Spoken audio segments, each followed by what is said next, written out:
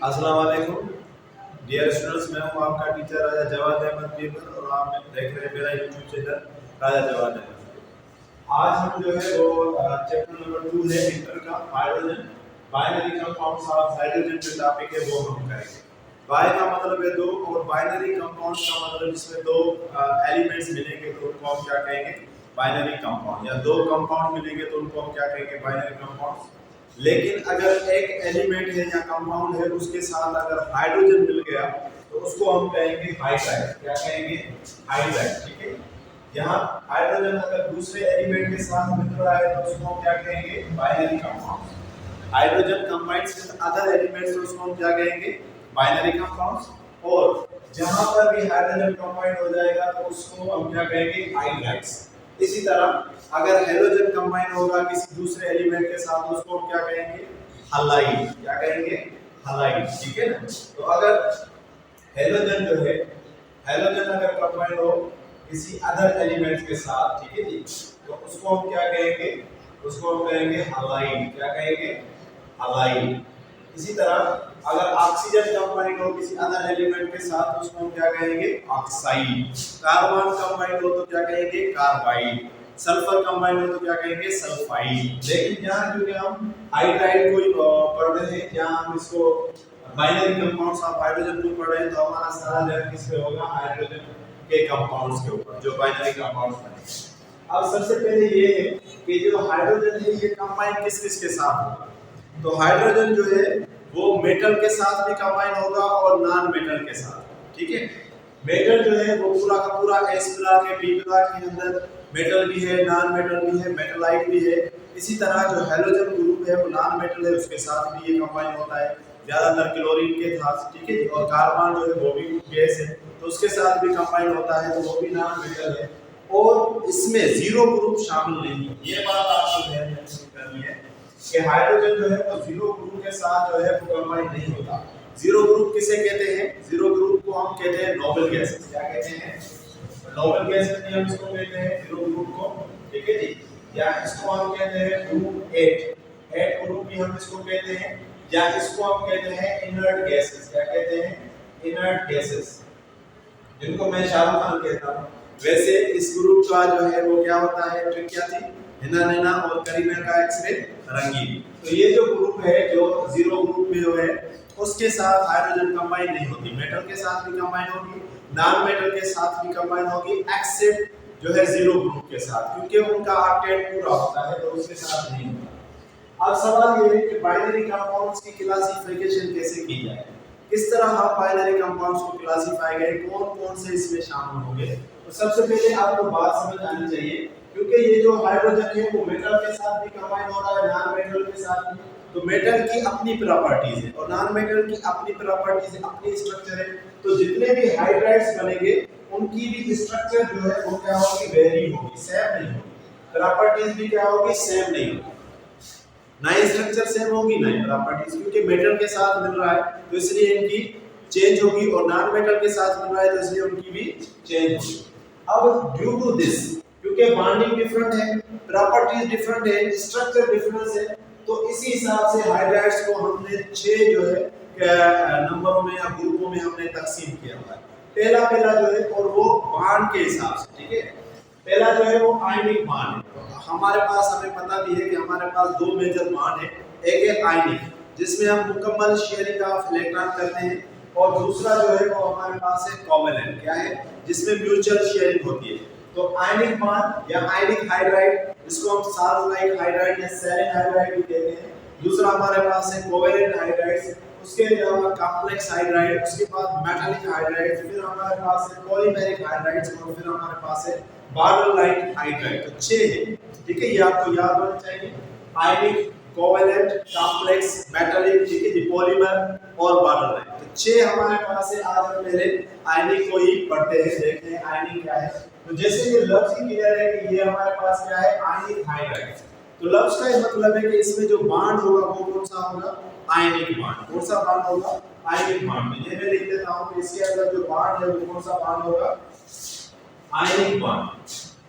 तो आयनिक बांड होने की वजह से इसका नाम क्या बन गया, इसका नाम बन गया आयनिक हाइड्राइड्स। दूसरा यहाँ लिखा हुआ है कि साल्ट या सेरिक हाइड्राइड, तो इसका मतलब है कि इसकी प्रॉपर्टीज किसके हिसाब से है, नमक के जैसे, नमक के हिसाब से इसकी जो है प्रॉपर्टीज है, तो इसलिए हम इसको क्या कहते हैं, साल्ट या सेरिक हाइड्राइड्स। तो बांड की वजह से हमने इसका नाम दे दिया आयनिक हाइड्राइड, और प्रॉपर्टी नमक की वजह से इसका नाम क्या है, साल्ट या सेरिक हाइड्राइड। अब ये कहते हैं किसको है, ये हम उसको कहेंगे कि ये s ब्लॉक के एलिमेंट के साथ अगर हाइड्रोजन एटम अटैच हो, किस ब्लॉक के साथ, s ब्लॉक के साथ, ये s ब्लॉक में जो ग्रुप है 1 और 2, तो इसको हम s ब्लॉक कहेंगे। लेकिन यहाँ पर एक कंडीशन है कि एक्सेप्ट यहाँ पर मैग्नीशियम नहीं होगा, ठीक है जी, और बेरिलियम नहीं होगा, तो Be और Mg, इसके अलावा इन दोनों के साथ हाइड्रोजन यहाँ पर अगर कंबाइन होगा तो उसको हम आयनिक बांड नहीं कहेंगे, साल्ट लाइक बांड नहीं कहेंगे, कुछ और कहेंगे, वो हम आगे पढ़ेंगे। लेकिन यहाँ पर रूल ये है कि हाइड्रोजन जो है वो कंबाइन होगा, किसके साथ कंबाइन होगा, इस ब्लॉक एलिमेंट्स के साथ, सिवाय किसके, Be के और सिवाय किसके, Mg के, बाकी के साथ अगर कंबाइन होगा तो उसको हम क्या कहेंगे, आयनिक हाइड्राइड। अब हमें पता है कि ये 1A ग्रुप है, उसमें कौन से आते हैं, lithium, sodium, potassium, rubidium, caesium, थ्रेशियम, ठीक है, ट्रिक मैंने बताई थी हरीना की तरफ से फरियाद। तो इस चीज को मैं यहाँ से मिटा देता हूँ, यहाँ से ये चीज मैं मिटा देता हूँ, आप चाहे तो इसका स्क्रीनशॉट ले लें ताकि मैं यहाँ लिखकर आपको समझाऊंगा कि ये हम किस तरह इसको करेंगे, ठीक है। तो जरा देखें कि अगर मैं इसको यहाँ लिख रहा हूँ कि भाई मैंने यहाँ लिखा है कि ये है हमारे पास 1A ग्रुप, क्या है हमारे पास 1A ग्रुप। तो 1A ग्रुप में क्या है, लिथियम है, सोडियम है, ठीक है, पोटेशियम है, रुबिडियम है, सीजियम है, थ्रेशियम वगैरह वगैरह। तो ये सारी चीजें किसमें आती है, 1A ग्रुप में। और इसको हम किसके साथ मिलाएंगे, इसको हम मिलाएंगे हाइड्रोजन के साथ, किसके साथ हम मिलाएंगे, हाइड्रोजन के साथ। अगर ये हाइड्रोजन के साथ मिल जाए, ये क्या होता है, हाइड्रोजन के साथ में मिल जाए, हमें पता है कि हाइड्रोजन जो है वो किस फॉर्म में होता है, किस फॉर्म में होता है, डायटोमिक फॉर्म में, जिसको हम क्या कहते हैं, मॉलिक्यूलर फॉर्म में, इसमें मिलता है मॉलिक्यूलर फॉर्म में। तो यहाँ हम इसके साथ अगर हम इसको मिला दें तो ये अगर आपस में मिल रहा है तो इसको हम लिखेंगे इस तरह MH, हम किस तरह लिखेंगे, MH के फार्मूले में, हम किस तरह लिखेंगे, जनरल फार्मूला इसका क्या है, MH वाला फार्मूला। तो ये सारे के सारे 1A ग्रुप है जिनको हम कहते हैं क्या, अल्कली मेटल्स, क्या कहेंगे, अगर अल्कली मेटल्स में ये शामिल हो रहा है, हाइड्रोजन मिल रहा है, तो उनको हम क्या कहेंगे, उनको हम कहेंगे कि भाई ये क्या है, हमारे पास जो है आयनिक हाइड्राइड, ठीक है। जिस तरह Na है और H है तो ये क्या बन जाएगा, NaH, सोडियम हाइड्राइड, ठीक है। इस तरह K और H है तो क्या बन जाएगा, KH, पोटेशियम हाइड्राइड, तो वगैरह वगैरह इस तरह ये जो है वो चलता जाएगा। यहाँ हम H लिखेंगे, वैसे ये होता तो है डायटोमिक फॉर्म में, लेकिन हम अकॉर्डिंग टू फार्मूला हम इसको जो है लिख रहे हैं आयनिक बांड के हिसाब से। दूसरी बात ये है कि अगर ये अर्थ अल्कलाइन मेटल के साथ शामिल होगा तो वहां जैसे मैंने बताया कि अर्थ अल्कलाइन मेटल जो है वो हमारे पास है 2A ग्रुप, कौन सा ग्रुप है, 2A ग्रुप, ठीक है जी, 2A ग्रुप है जिसको हम कहते हैं अर्थ अल्कलाइन मेटल्स, क्या कहते हैं, अर्थ अल्कलाइन मेटल्स, अर्थ अल्कलाइन मेटल्स, क्या कहते हैं जी, अर्थ अल्कलाइन मेटल्स। उसमें क्या है, बेटा, मांगे, कार, स्कूटर, बाप, राजी। लेकिन जैसे मैंने बताया आपको कि यहाँ पर जो है Be और Mg नहीं है, S ब्लॉक में Be और Mg नहीं है, तो इनके साथ अगर हम H2 मिलाएंगे, इनके साथ अगर हम क्या मिलाएंगे, H2, क्योंकि ये जो है, या आपको पता हो कि ये सिर्फ एक इलेक्ट्रॉन लूज करते हैं, ये क्या करते हैं, एक इलेक्ट्रॉन लूज करेंगे। जब एक इलेक्ट्रॉन लूज करेंगे तो इसका मतलब ये है कि यहाँ पर हाइड्रोजन कितने इलेक्ट्रॉन गेन करेगा, 1, तो इसलिए इनके ऊपर पॉजिटिव चार्ज होती है, उनके ऊपर क्या होती है, नेगेटिव चार्ज। इसका मतलब ये है कि ये इलेक्ट्रो पॉजिटिव होंगे, ये क्या होंगे, इलेक्ट्रो पॉजिटिव। यहाँ वैसे भी अगर आपने पढ़ा होगा फर्स्ट ईयर में कि 1A ग्रुप की जो ऑक्सीडेशन नंबर होता है वो +1 होता है, और इसी तरह ऑक्टेट को पूरा करना होता है। इसी तरह ये जो ग्रुप है 2A, ये कितने जो है रिमूव करते हैं, 2 इलेक्ट्रॉन, कितने रिमूव करते हैं, 2 इलेक्ट्रॉन, इनके ऊपर कितनी चार्ज होगी, +2, तो इसका मतलब है कि ये कितने इलेक्ट्रॉन लेगा, 2, कितने इलेक्ट्रॉन लेगा, 2। तो ये जो लूज करने वाले हैं वो इलेक्ट्रॉन पॉजिटिव, और हाइड्रोजन जो गेन करेगा तो उसको हम क्या कहेंगे, उसको हम कहेंगे कि ये हमारे पास क्या है, इलेक्ट्रोनेगेटिव। ठीक है जी, इलेक्ट्रोनेगेटिव। जो गेन करता है उसको हम इलेक्ट्रोनेगेटिव कहेंगे, इलेक्ट्रॉन गेन करने वाले को, और जो लूज करेगा उसको हम कहेंगे इलेक्ट्रोपॉजिटिव। अब एक बात और याद करनी है कि हम हाइड्रोजन को जो है यहाँ पर जो फार्मूला इसका बनाएंगे, जब अल्कली मेटल के साथ था तो फार्मूला था MH, लेकिन अगर इसका जनरल फार्मूला बनाए तो यहाँ पर फार्मूला होगा MH2। तो यहाँ पर भी क्या आ जाएगा, यहाँ पर जो है वो 2 यानी कि ये रिलीज करेगा, तो यहाँ पर हम क्या देंगे, 2 देंगे, क्योंकि इनके ऊपर ये सारे मेटल्स होते हैं। इस क्लास में जितने भी एलिमेंट्स हैं वो सारे के सारे क्या है, मेटल्स। तो ये 2 इलेक्ट्रॉन लूज करेंगे तो हाइड्रोजन के एटम 2 चाहिए, तो जो 2 इलेक्ट्रॉन को गेन कर सके। अब दूसरी बात यह है कि आयनिक हाइड्राइड में तो हमने एक पॉइंट याद कर ली कि आयनिक हाइड्राइड हम उन हाइड्राइड्स को कहेंगे जिनके बॉन्ड हो किसके साथ, s ब्लॉक एलिमेंट्स के बॉन्ड हो किसके साथ, हाइड्रोजन के साथ, लेकिन उसमें मैग्नीशियम ना हो और बेरिलियम ना हो। ठीक है, दोनों नहीं होने चाहिए, ये 2 एलिमेंट।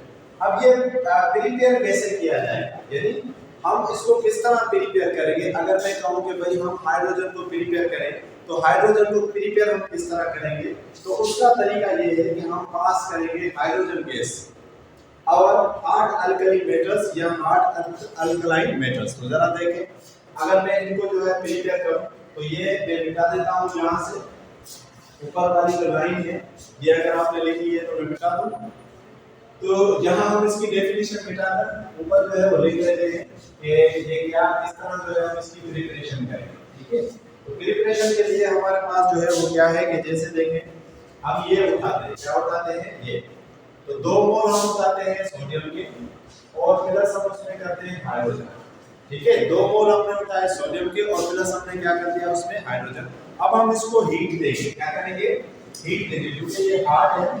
तो जब हम इसको हीट देंगे तो हार्ड या हीट अगर हम देंगे तो ये गर्म हो जाएगा अप टू कितना, 200 सेंटीग्रेड। कितना, 200 सेंटीग्रेड। जब हम इसको हीट देंगे तो जब ये क्या बन जाएगा, ये दोनों आपस में मिल जाएंगे, तो क्या बन जाएगा, सोडियम हाइड्राइड। क्या बन जाएगा, सोडियम हाइड्राइड के 2 बन जाएंगे। तो देखिए जनरल फार्मूला आ गया, मेटल और हाइड्रोजन, मेटल और हाइड्रोजन। इस तरह हमने ये जो चीज बनाई तो इसको हम क्या कहेंगे, आयनिक बॉन्ड। क्या कहेंगे हम इसको, आयनिक हाइड्राइड। क्या कहेंगे इसको, आयनिक हाइड्राइड। क्या कहेंगे, तो आयनिक हाइड्राइड को हम किस तरह प्रिपेयर कर सकते हैं, ये अल्कली मेटल्स को या अर्थ अल्कलाइन मेटल्स को अगर आप हीट देंगे तो हमें क्या मिल जाएगा, आयनिक हाइड्राइड। क्या मिल जाएगा, आयनिक हाइड्राइड। तो अगेन देखें, एक और हम करते हैं, जैसे कैल्शियम को उठाएं, कैल्शियम और H2, यानी पहला एग्जांपल हमने किससे उठाया, 1A ग्रुप से, दूसरा एग्जांपल किससे उठाया, 2A ग्रुप से। ठीक है जी, यानी बेटा मांगे का ध्यान से उठाया। तो अगेन इसको भी करेंगे तो हीट देंगे। क्या करेंगे, हीट देंगे। तो आइए जरा हीट देते हैं। यहाँ अगर हीट हम देंगे तो अगेन कितनी देंगे, 200 सेंटीग्रेड। जब 200 सेंटीग्रेड अगर आप इसमें भी हीट देंगे तो हमें क्या मिल जाएगा, कैल्शियम हाइड्राइड। क्या मिल जाएगा हमें, कैल्शियम हाइड्राइड। तो यहाँ जो ये 2 है ये यहाँ बस आ जाएंगे, क्या हो जाएगा, CaH2। क्या हो जाएगा, CaH2। तो ये जनरल फार्मूले में फर्क है। जनरल फार्मूला देखें, ये है MH2 और वो सिर्फ क्या है, MH। वो क्या है, MH। ये जनरल फार्मूला है। ठीक है, ये जनरल फार्मूला किसके लिए, 1A ग्रुप के लिए, और ये जनरल फार्मूला किसके लिए, 2A ग्रुप के लिए। 1A ग्रुप के लिए और 2A ग्रुप के लिए। तो यहाँ देखिए हमने क्या होता है, कैल्शियम, उसको हाइड्रोजन के साथ मिलाया 200 सेंटीग्रेड पे, तो क्या हो गया, कैल्शियम हाइड्राइड। तो इसी तरह हम इसकी क्या कर सकते हैं, प्रिपरेशन के लिए रूल ये है कि आप अल्कली मेटल उठाएं या अर्थ अल्कलाइन मेटल उठाएं और उसको देंगे हीट। क्या देंगे, हीट देंगे तो हमें क्या मिल जाएगा, आयनिक हाइड्राइड। सर ये हमें पता, कैल्शियम हाइड्राइड।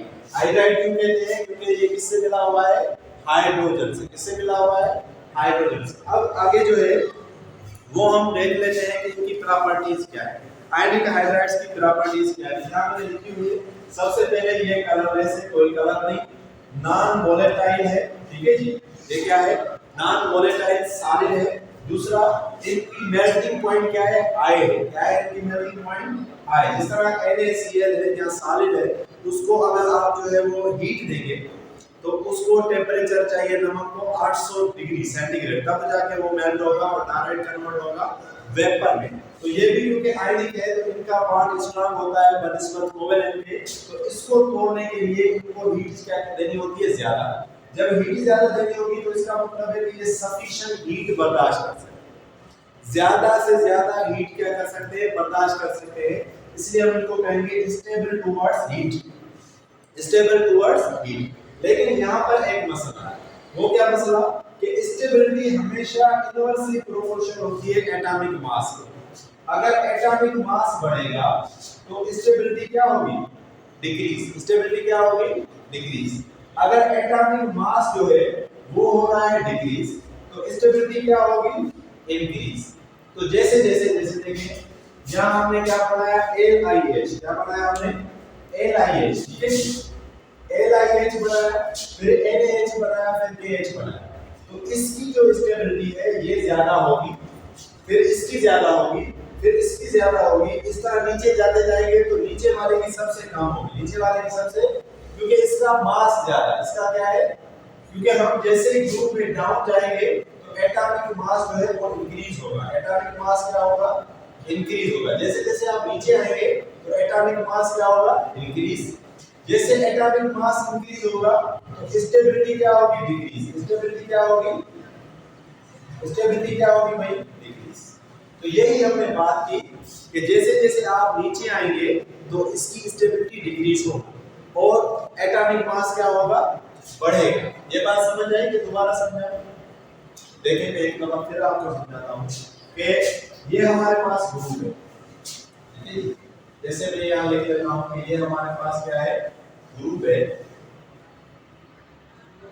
ये हमारे पास ग्रुप है। जैसे पहले हमने LiH बनाया, ठीक है, फिर हमने NaH बनाया, इस तरह LiH बनाया, NaH बनाया, फिर हमने KH बनाया। तो इसकी स्टेबिलिटी ज्यादा है। इसकी स्टेबिलिटी क्या है, क्योंकि इसका एटॉमिक मास कम है। इसका एटॉमिक मास क्या है, कम है।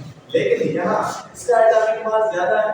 तो जिसका एटॉमिक मास ज्यादा, जिसका एटॉमिक मास ज्यादा, तो उसकी स्टेबिलिटी क्या होगी, कम। उसकी स्टेबिलिटी क्या होगी, कम, क्योंकि ये आपस में क्या है, रेसिप्रोकल है, इनवर्सली प्रोपोर्शनल। एटॉमिक मास बढ़ेगा तो स्टेबिलिटी क्या होगी, घटेगी, ठीक है। जैसे जैसे साइज बंदे की बढ़ती है वैसे वैसे उसकी एनर्जी क्या होगी, कम। मोटा बंदा जो है वो कम जो है दौड़ भाग सकता है, ठीक है, वो एकदम थक जाएगा। लेकिन जितना इंसान कम होगा, हेल्दी होगा, फिट होगा, उतना वो तेज जो है एक्टिविटी कर सकता है। दूसरा ये है कि ये सॉल्युबल है इन वाटर। ये सॉल्युबल क्या है, वाटर है। इनसॉल्युबल है इसके अंदर, जो हमारे पास जो है नॉन पोलर है, सॉरी जो हमारे पास पोलर है उनके अंदर जो है वो सॉल्युबल नहीं है।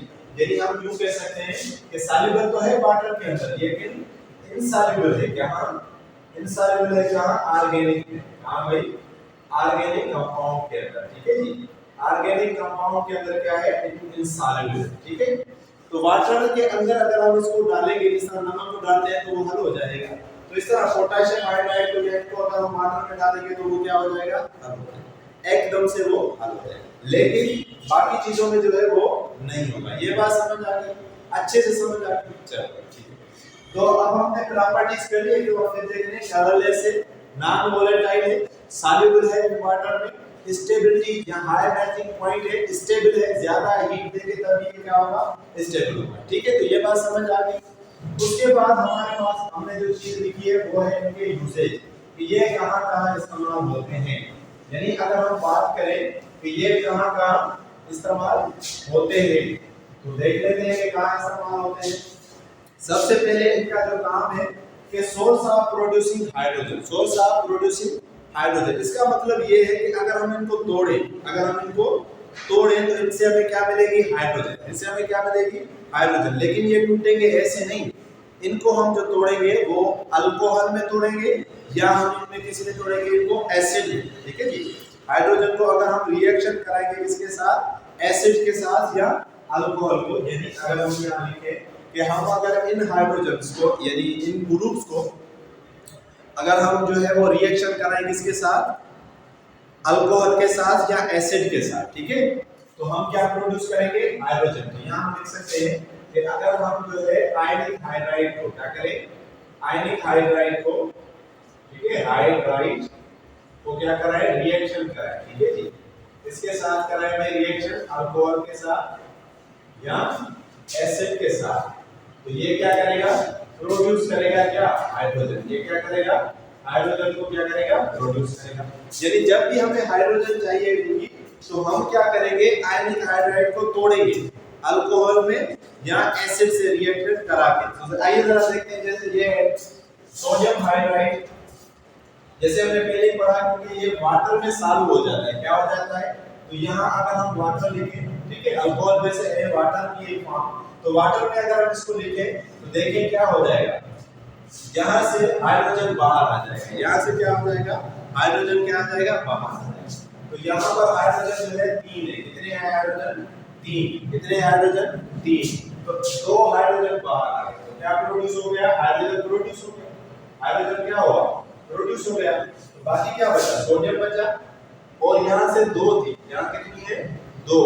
तो 2 हाइड्रोजन है, एक 2 तो यहाँ चली गई, बाकी एक हाइड्रोजन ये बची, एक ऑक्सीजन ये बची। तो क्या बन जाएगा, सोडियम हाइड्रोक्साइड। क्या बन जाएगा, सोडियम हाइड्रोक्साइड। यहाँ से हमें पता चला कि अगर हमें कभी भी हाइड्रोजन की जरूरत हो तो ये रिच सोर्स है। ये क्या है, रिच सोर्स है। आयनिक हाइड्राइड जो है रिच सोर्स है किसके, हाइड्रोजन के। वहां से हम इनको निकाल सकते हैं, वहां से हम उनको निकाल सकते हैं। इसी तरह अगर इसी को हम रिएक्शन कराएं एसिड के साथ, जैसे ये सोडियम हाइड्राइड हाइड्रोक्लोरिक एसिड के साथ रिएक्शन करें तो होगा क्या, ये जो क्लोरीन है ये सोडियम के साथ मिल जाएगा और क्या बनाएगा, सोडियम क्लोराइड नमक। और H आपस में मिल जाएंगे तो क्या बन जाएगा, हाइड्रोजन। क्या बन जाएगा, हाइड्रोजन। ठीक है, तो हमने देखा कि अगर हम इसका रिएक्शन करा रहे हैं एसिड के साथ, किसके साथ, एसिड के साथ, या वाटर के साथ या अल्कोहल के साथ, तो हमें क्या मिल रहा है, हाइड्रोजन मिल रहा है। हमें क्या मिल रहा है, हाइड्रोजन। तो इसका पहला यूज ये है कि अगर कभी भी हमें हाइड्रोजन की जरूरत हुई तो ये रिच सोर्स है, इनको तोड़कर हम क्या बना सकते हैं, हाइड्रोजन। एक और हम बनाते हैं, आप उसको भी देखें अल्कोहल के साथ। जैसे हमारे पास अल्कोहल है इथेनॉल, हमारे पास कौन सा अल्कोहल है, इथेनॉल। अगेन आई मिला है, ये हमारे पास NaH और इथेनॉल का मतलब है C2H5OH, C2H5OH, C2H5OH। तो इथेनॉल के साथ आप मिलाएं, मीथेनॉल के साथ आप मिलाएं, जिसके साथ आपकी मर्जी उसके साथ आप इसको मिलाएं। तो यहाँ जब हम इसको मिलाएंगे तो आप ऐसे समझे कि ये जो हमारे पास है हाइड्रोजन तो साथ ही साथ निकल आएंगे। हाइड्रोजन क्या है, साथ ही साथ क्या आ जाएगी, निकल आएंगे बाहर। क्या ये तो वैसे का वैसा है, C2H5 वैसे का वैसा, और ये हाइड्रोजन और ये हाइड्रोजन ये आपस में मिल गई। तो यहाँ पर O बचा, तो ये O जो है किसके साथ रिएक्शन करेगा, सोडियम के साथ। ये O किसके साथ रिएक्शन करेगा, सोडियम के साथ। तो आगे देखें कि हमें क्या मिल गया, हमें क्या मिला, हमें हाइड्रोजन मिल गया। ठीक है, तो हर तरह से चाहे जिस तरह भी आप इसको करेंगे हमें क्या मिल जाएगा, हाइड्रोजन मिल जाएगा। तो ये सारे रिएक्शन जो हमने किए ये हमने किए हैं जो है अल्कली मेटल के साथ। किसके साथ किए हैं, अल्कली मेटल के साथ। एक और हम कर लेते हैं, जैसे ये है कैल्शियम हाइड्राइड। क्या है, कैल्शियम हाइड्राइड। इसको अगर हम वाटर के साथ बनाएं, इसको हम क्या बनाएं, वाटर के साथ, हमें हाइड्रोजन तो मिल जाएगी। कैल्शियम को हम करें तो हमें क्या मिल जाएगा, हाइड्रोजन मिल जाएगी। लेकिन यहाँ पर हाइड्रोजन कितने, 2 और 2, 2 और 2 कितने होंगे, 4। कितने हो जाएंगे, 4। कितने हो जाएंगे, 4। और प्लस में हमें क्या मिल जाएगा, अगर हम इसको मिलाएं वाटर के साथ तो प्लस में हमें क्या मिल जाएगा, 4 तो हमें हाइड्रोजन के मिल जाएंगे। और यहाँ हमें मिल जाएगा क्या, क्या मिल जाएगा भाई, कैल्शियम हाइड्रोक्साइड। ठीक है, क्या मिल जाएगा, CaOH और 2। क्या मिल जाएगा, CaOH और 2। तो इसी तरह अगर हम जो है कैल्शियम वाले के साथ, यानी जो अल्कली मेटल से और अर्थ अल्कलाइन मेटल से, उनके जो आयनिक हाइड्राइड से अगर उनको वाटर के साथ रिएक्ट करें, एसिड के साथ रिएक्ट करें या अल्कोहल के साथ रिएक्ट करें तो हमें क्या मिल जाएगा, हाइड्रोजन। क्या मिल जाएगा, हाइड्रोजन। तो इसका मतलब ये है कि फ्यूचर में अगर कभी भी हमें जरूरत पड़ी, क्या पड़ी, जरूरत पड़ी हमें किसकी, हाइड्रोजन की, तो हम इनको तोड़कर बना सकते हैं। दूसरा ये कि ये क्या है, रिड्यूसिंग एजेंट से। ये क्या है, रिड्यूसिंग एजेंट से जब मेटल इलेक्ट्रोलिसिस में हम करेंगे तो ये क्या करेंगे, लूज करेंगे इलेक्ट्रॉन। ये क्या करेंगे, लूज कर जाएंगे इलेक्ट्रॉन। कभी भी हमें अगर इलेक्ट्रॉन जो है वो लूज कराने हैं तो उसके लिए भी हम इनको क्या करेंगे, इस्तेमाल कर सकते हैं। दूसरा ये है dehydrating agents of organic solvents. क्या है? डिहाइड्रेटिंग एजेंट्स ऑफ जो है वो ये रिड्यूसिंग एजेंट्स भी है और क्या है, डिहाइड्रेटिंग एजेंट्स भी है, लेकिन कहां पर? ऑर्गेनिक सॉल्वेंट्स में। कहां पर? ऑर्गेनिक सॉल्वेंट्स में। ऊपर कहां पर जो है रिड्यूसिंग एजेंट का काम करेंगे? मेटलर्जिकल प्रोसेस में। तो आज हमने जो है वो आयनिक हाइड्राइड को डिटेल से पढ़ा, उसकी प्रॉपर्टीज भी पढ़ी, उसकी प्रिपरेशन भी पढ़ा, डेफिनेशन भी उसका पढ़ा, यूसेज भी पढ़ा और ये भी देखा कि कहां-कहां आप उसको जो है वो रिएक्शन करा सकते हैं। तो होपफुली आपको समझ आया होगा कि आयनिक हाइड्राइड का क्या चीज है, लेकिन फिर भी अगर कोई बात समझ नहीं आई तो कमेंट करके आप पूछें। Thank you, thanks for watching.